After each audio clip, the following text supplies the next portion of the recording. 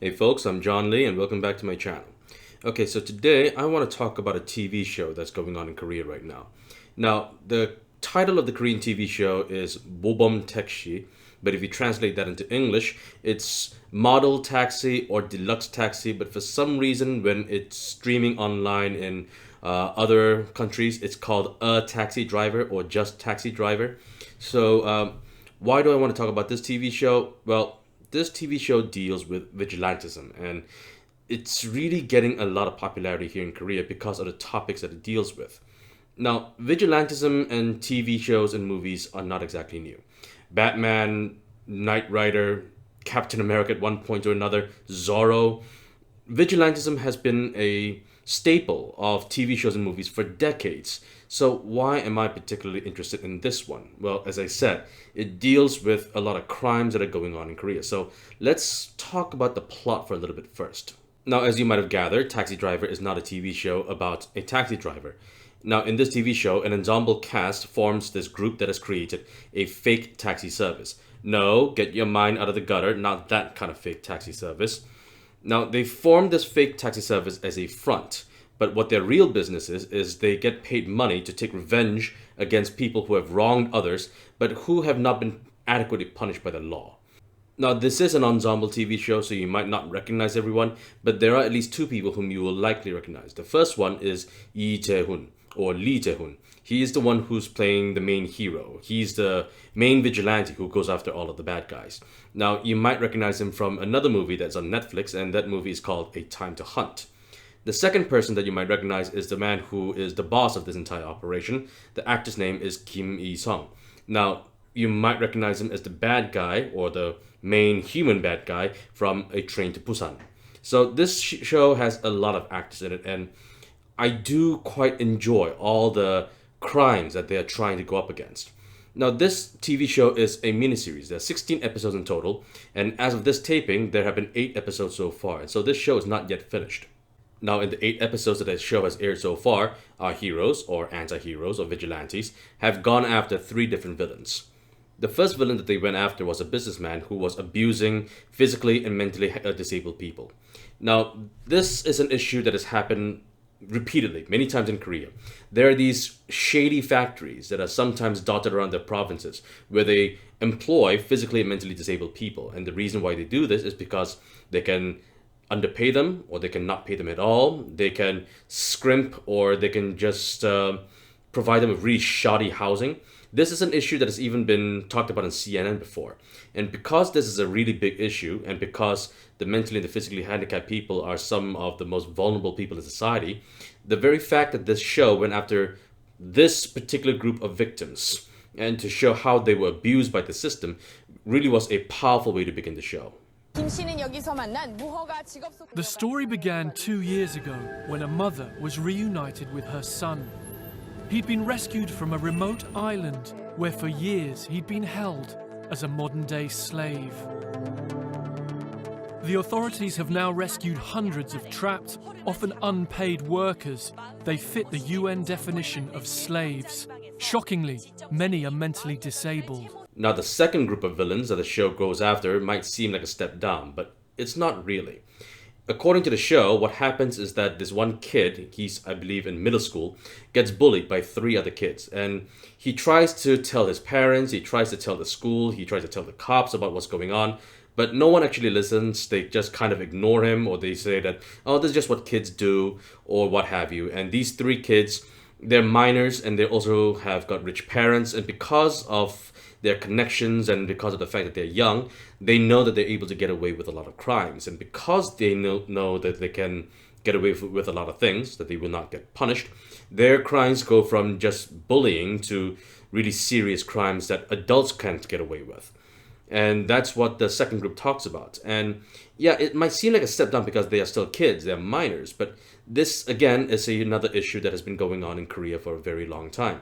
Bullying in school has gotten so severe that a lot of times some kids end up committing suicide. So if a kid gets bullied or gets beaten up a little bit, you might think, yeah, that's not that big of a deal, but when kids actually end up dying, it is a big deal. And so that was a second group of villains that the show goes after. 못했는 말 지금 전할게요. Lim Ji-young reads the suicide note of her 13-year-old son.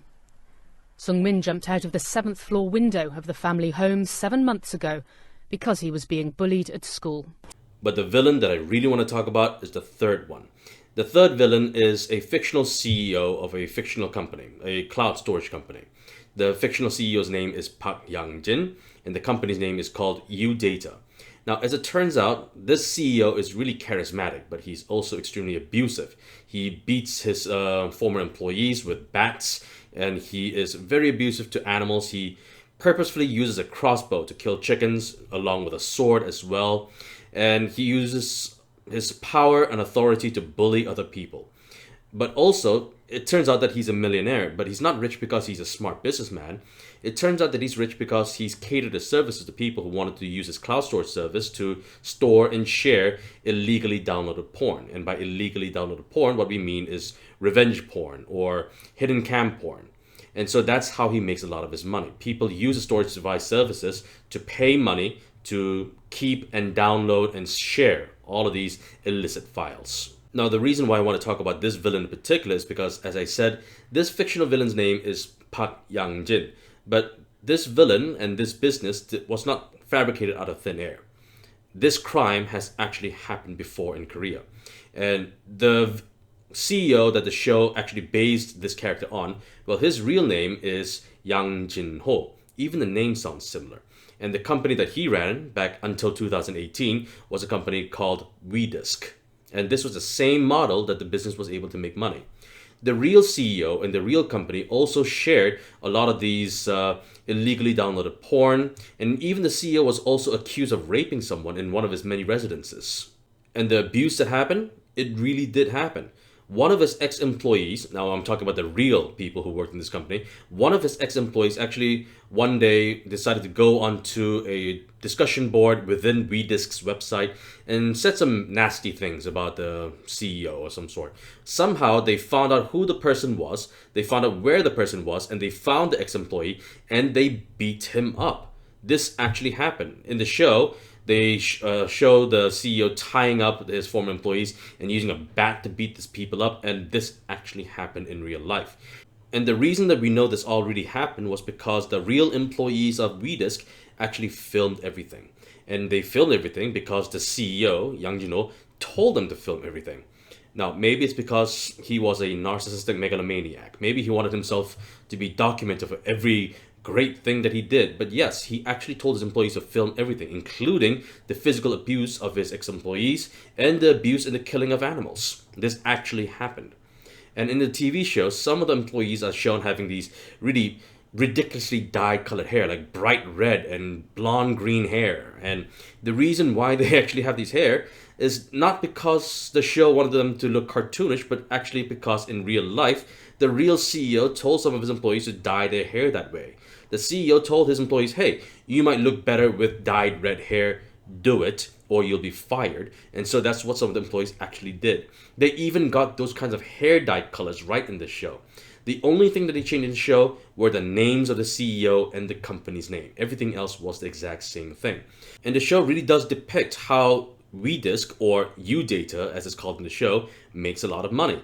They would upload all of these illegally downloaded porn, all this hidden cam porn and revenge porn, and just upload them into their servers. And the people who want to watch all of this sick content would pay money to Eui-data. And everyone would pay like maybe 5 or 10 cents to be able to download some porn that they want to watch in their home, although it's all illegally downloaded and stuff that actually led to lives being ruined and sometimes even death as people committed suicide. And the CEO at the end of episode 8 says something really profound. When the Vigilantes are trying to destroy the main server where all of this porn has been saved, the CEO kind of laughs at them and says that if you think that this is where all of my content is being saved, you're wrong. He says all of these sons of bitches, he's used that word, all of these sons of bitches who pay me 5 and 10 cents each to be able to download my porn, they are my servers. And what he said is actually profoundly true. Okay, so the show is talking about some actual crimes that have occurred in Korea and they just changed the names a little bit. So what's the big deal? The big deal is that this show is able to provide a lot of catharsis to viewers.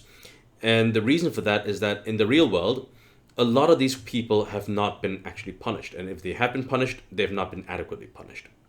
In the real world, the rich, the powerful, and the well-connected seldom get punished. And if they do get punished, they usually get a slight slap in the wrist. That's about it. Take those kinds of underage kids, for example. There have been a lot of underage minors who have been bullies, who have also been engaged in serious crimes. For example, one of the most notorious crimes that have happened in Korea in the recent past was the N-room porn scandal. The N-room porn scandal, if you're not aware of it, is this secret underground dark web porn sites. And by porn, I don't mean normal porn, of course. Again, we're talking about illegal porn, revenge porn, hidden cam porn, or blackmail porn. And a lot of these people who were actually caught by the authorities, as it turns out, some of them were also minors. And because they're minors under the age of 18, it's really hard to prosecute some of them.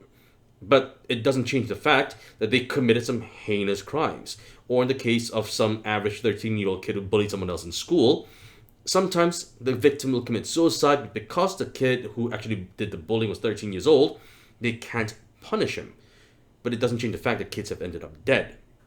But in the TV show, the kids do have to apologize. They get expelled from school. They have to go to jail, or they have to go to juvie, or something happens to these kids. But in the real world, it did not. And so this show shows us that there is justice, but what happens in the real world is not just at all. Now let's talk about the CEO. The fictional CEO, and I'm sorry for providing spoilers here, ends up dying in the end. What happens is that the Vigilantes have planted C4 explosives in all of the computers in the server room. And the CEO, he wants to save all of that porn because, that's his moneymaker. And so he goes into the server room and tries to save all of it, but the bombs all go off and the CEO dies. And that's how the CEO faces his justice in the TV show. But that's not what the real CEO faced in the real world.